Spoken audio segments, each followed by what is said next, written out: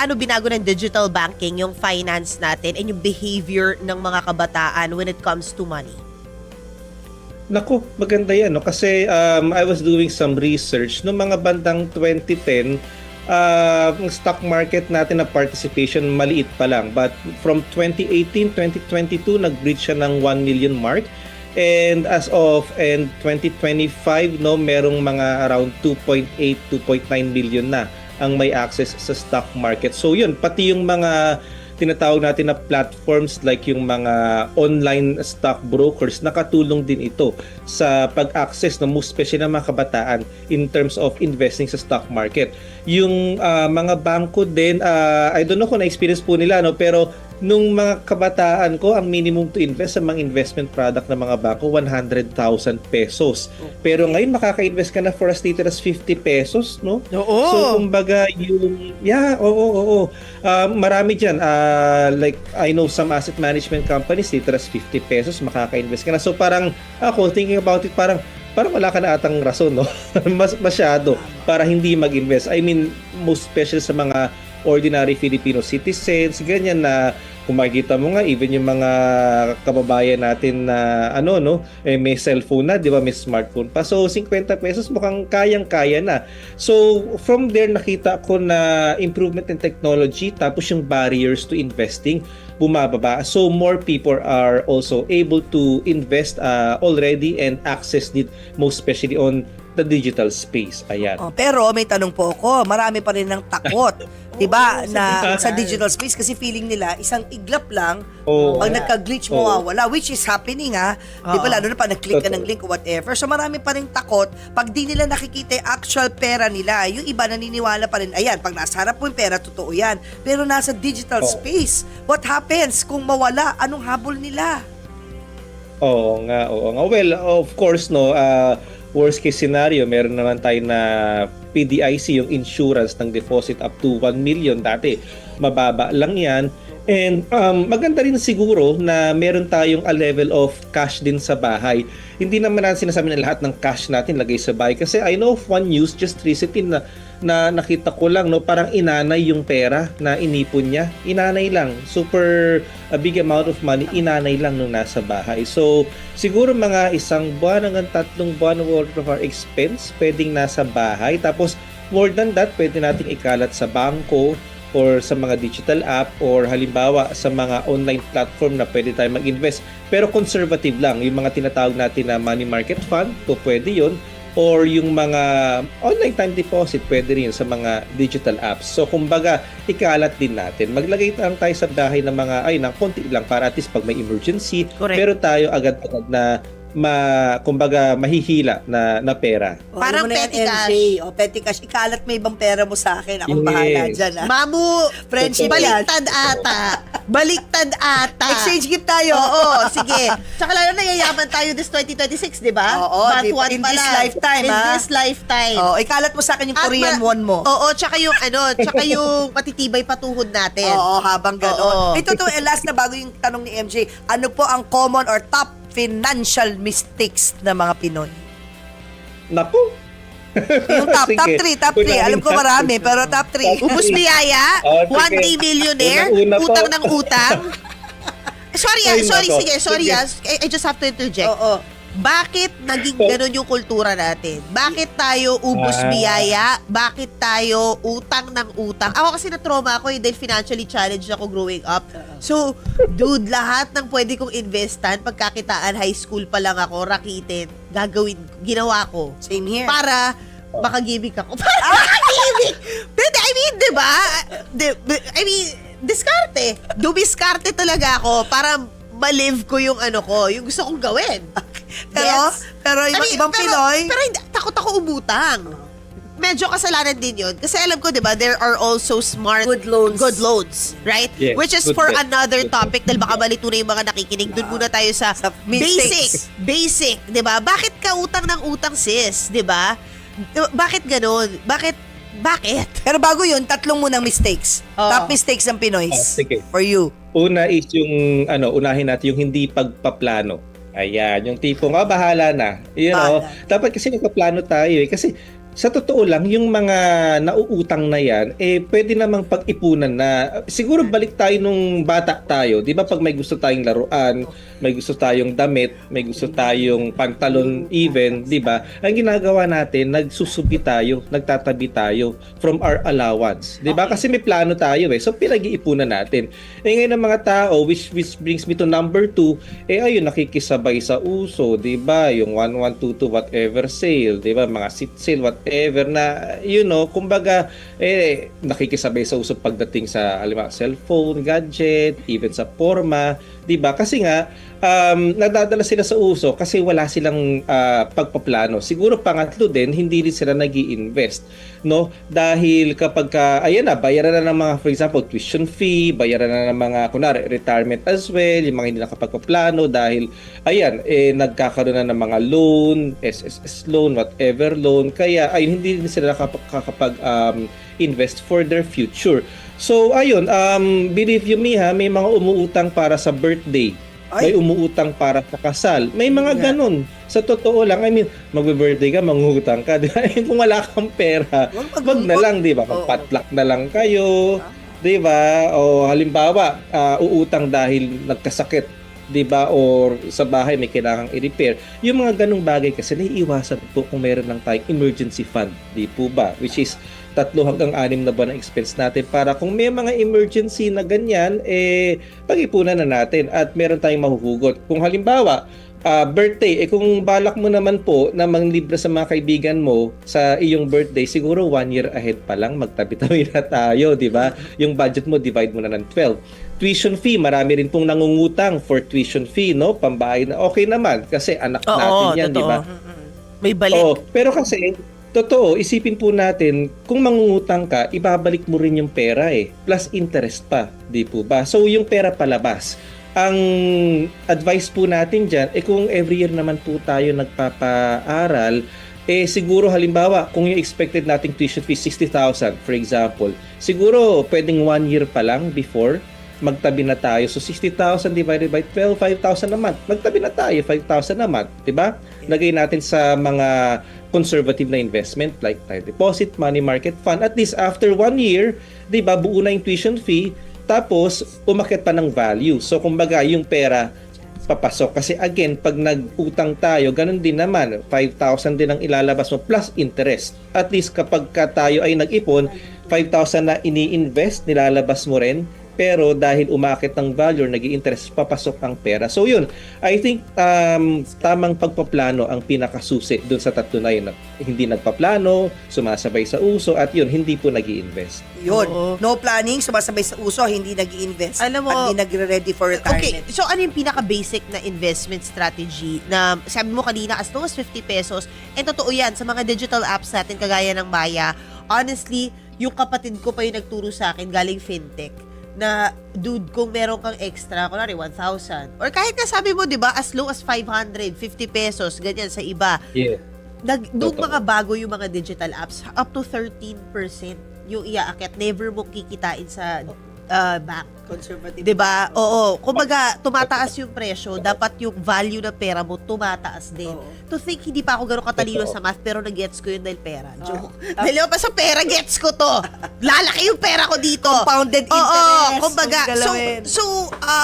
do you suggest that? Anong, you can name it. Anong digital bank? Diba? Alam ko yan, may Uno, Maya. Yes. Actually, marami. May Maya, sa GCash din, di ba? Sa GCash, marami dyan. Even mga funds, May yung BPI mga pa global dun. funds din. Oo. Tapos, Save pa rin basically, yung mga bangko din natin, may mga app din sila na pwede tayong mag-invest. And of course, may mga tinatawag din ng mga asset management companies. Like for example, ATR Family, ayan, may mga investment din yan. And siguro, ano lang po, isang paalala lang po, kung tayo po ay mag-i-invest, no, ang dapat kausapin po natin yung mga may license, no, na mag-advise po on investing. Lingid po sa kaalaman ng lahat, hindi po lahat may lisensya para mag-advise ng investing. Meron po yung special license para alam po natin na legitimate ang binibigay na investment natin at hindi po scam. Okay? So, saan namin para po hanapin sa yan, mga- sir? Yes, opo. Tanong niyo po, no? So, para po sa mga nag-a-advise on mga mutual funds, tanong niyo po kung meron po sila na CIS or Certified Investment Solicitor License, nakukuha po iyon from the SEC. So, kung may kausap po kayo na gano'n na may CIS license, pwede po silang mag-advise on mutual fund investing. Kapag naman po UITF ang inyong nakikita, yung mga nasa GCash po, mga UITF yan. Yung mga nasa bangko po, UITF po yan. Ang dapat po ninyong itanong is kung meron po silang CUSP license, no, yung Certified UITF Sales Personnel. Ito naman po ay binibigay po galing ng BSP. Kumbaga, isipin niyo na lang po, no, hindi po kayo sasakay sa sasakyan kapag wala pong driver's license. Di po ba? Yung magmamaneho. In the same manner, kung meron pong lisensya like CIS for mutual fund or CUSP for UITF, kayo po ay safe na ibibigay pong advice sa inyo at mga produkto ay hindi po scam at ma-advise po kayo kung saan po pinakamagandang ilagak po ang inyong pinaghirapan at pinagbata na pera. And speaking of that, napakadami po nanonood sa atin na mga OFW sa iba't ibang bahagi ng mundo. Gusto ko lang po sana i-ask paano for them? Kasi usually yung pera rin naman na sinisave nila is towards the Philippines, di ba? To spend for their retirement and families back home.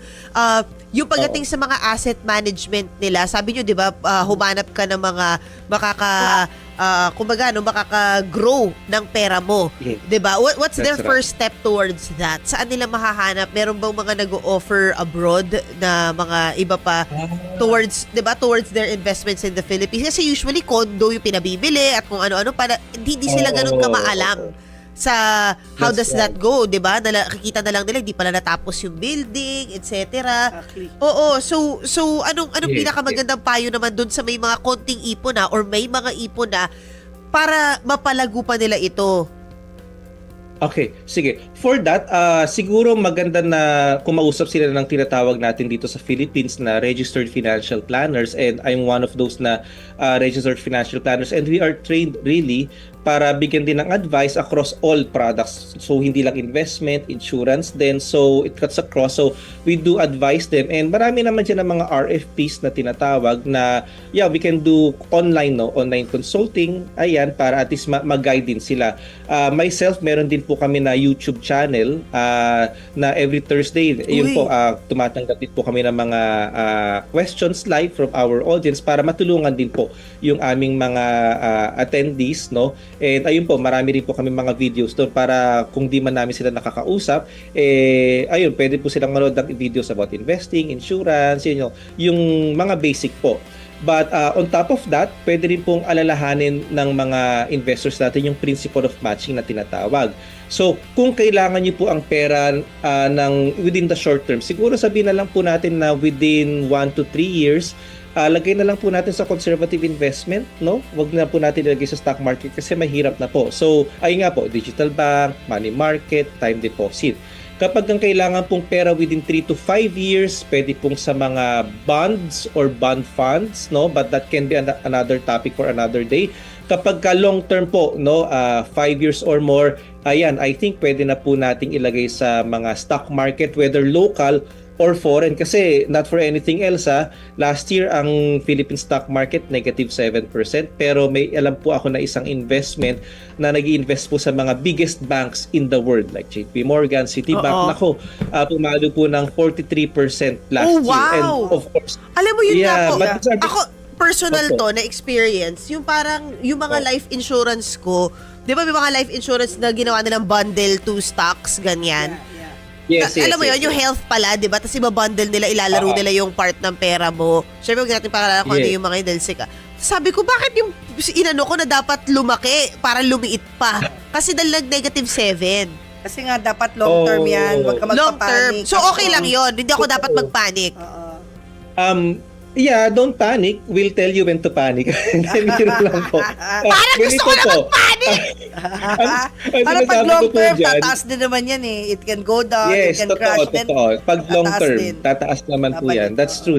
But more than that po, siguro bilang refinement to that advice, minsan po kasi panahon lang yan eh. Di po ba? So, last year and actually the past 10 years, local stock market, medyo hindi pa po natin panahon. So, ako po ang sinasabi ko po sa ganyan, tanong niya po yung advisor nila or sa mga nakakausap ko po, pwede po muna silang mag-rotate muna to global funds, no? Sa mga, kumbaga, mag-invest po muna sa mga global stock market kasi mas maganda po ang, kumbaga, kalakaran ngayon, mas maganda po ang returns ng global funds kaysa sa local, no? Okay. So, pwede naman pong mag-shift muna sa global, tapos kapag bumuti-buti na po yung local stock market, pwede naman kayong bumalik. So, for your insurance policy, if I may talk to your advisor, tanong mo kung pwede kang mag-shift sa global muna for the Thank you. meantime. Thank Ayan, you. pwede I'm naman sure yan. marami nakaka-relate sa akin ngayon dahil Yeah. maraming nag-invest na ganun, di ba? Yeah. Eto na, tungkol sa mga anak. Oo. Kailan? At what age dapat sila tinuturuan ng financial literacy? At paano sisimulan? Naku, sa totoo lang po, mas bata, mas maganda po na turuan natin. In fact, for kids under 3, pwede na pong turuan yan. Yeah. So for example, ayun, teach them how to count using coins and bills. Pakita na ninyo yung coins and bills. Ayan, introduce the concept of money. Pag 4 to 7 years old halimbawa, ayan, pwede na pong bigyan ng piggy bank yung mga yan. Ayan, parang narinig ko po sa usapan ninyo kanina no, na may mga tinuturuan niyo rin po yung inyong mga anak na no, on this one. So, pwede pong 3 piggy banks, merong pang saving, pangalawa pang gastos, tapos pangatlo pang charity. Ayan. So, 4 to 7 years old, pwede na po nating turuan sa ganyan.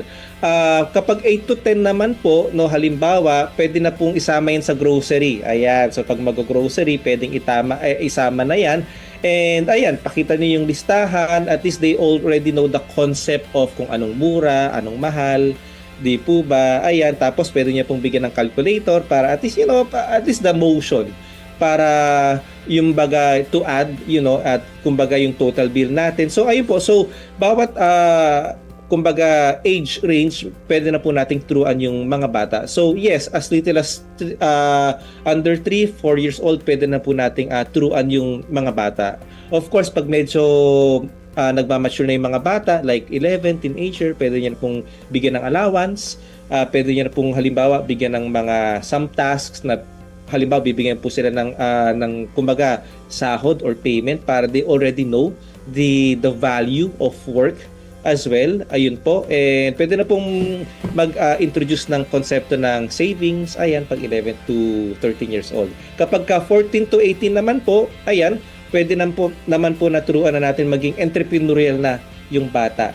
Ayan po. So, konting business, ayan, kung meron po silang skill halimbawa na paggawa ng kunwari pastillas, candy, or mga some crafts na pwede po nilang ibenta, pwede naman po yun. At least at every stage ng maturity ng bata, na-expose po sila sa pera at yung financial literacy po nila ay umaakyat po. Yun. And last na lang po, no, tawag nyo rito, may mga gusto ba kayong parting words about 2026 and how we approach money? Yes. Maraming salamat again. No? So siguro for 2026, magandang pagkakataon na naman po ito upang mag-umpisa. No? So kung hindi po tayo nakaipon dahil maraming sale, maraming kaso sa 2025, pag-ipunan na po natin. Okay? Pag-ipunan po natin, magkaroon po tayo ng emergency fund, 3 hanggang 6 na buwan ng ating monthly expense. Magkaroon na rin po tayo ng siguro insurance po, no, protection para kung sakaling may mangyari po sa atin, ang ating pamilya, mga anak ay may panggastos po. At siguro pangatlo, mag-impok at mag-save po tayo para sa future kasi nako, ayaw po natin na mabalandra po sa news na nagre-revelga outside SSS para sa mas mataas na pensyon, no? So pag-ipunan po natin ang ating retirement as well. And nandito po kami, no, para po tulungan, no, like financial planners, mga asset managers, CIS, USP para bigyan po ng karampatang advice na hindi po scam para po sa inyong brighter and kumbaga more comfortable and enjoyable future. Ipon-ipon. Correct. Invest. Diba? Ayan na. Thank you po, Sir Bayolena. Salamat. Thank you po. Yes. Financial planner. God At bless may YouTube po. show sila. So, Correct. ano yan? Antabayanan nyo yan. Thank you so much po.